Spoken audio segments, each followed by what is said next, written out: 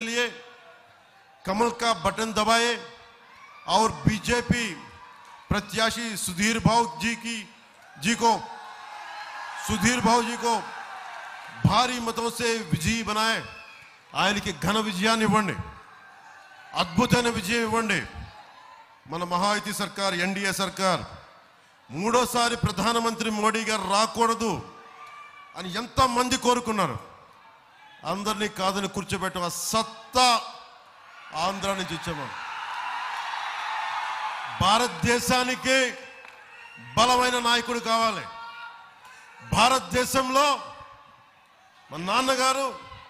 2008 మనకి కసాబ్ పాకిస్తాన్ నుంచి ఉగ్రవాదులు వచ్చి ముంబై మీద దాడులు జరిగితే నేను ఆ రోజున కాశీలో ఉన్నాను మా నాన్నగారి చితాభస్మం కలపడానికి ఆ రోజు అనిపించింది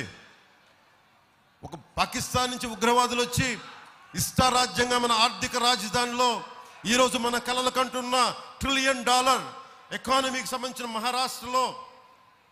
ముంబైలో ఆ రోజు దాడులు చేస్తూ ఉంటే నాకు ఒకటే అనిపించింది బలమైన నాయకుడు కావాలి దేశం ఇన్ని కోట్ల మంది ప్రజల వెన్నెముకని ధైర్యంగా నిలబెట్టే నాయకుడు కావాలి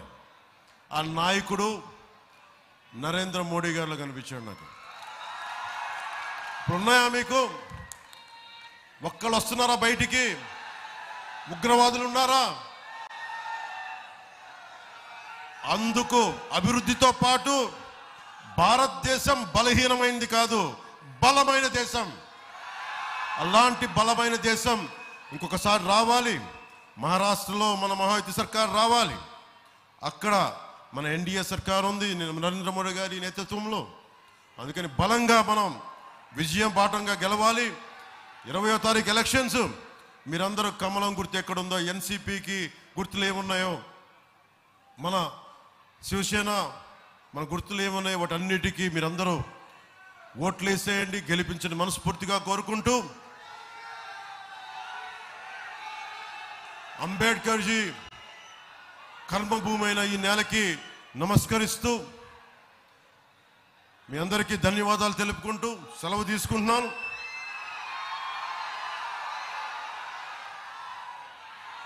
అలాగే ఇందాక ఇక్కడ రాగానే నాకు టీపీఎల్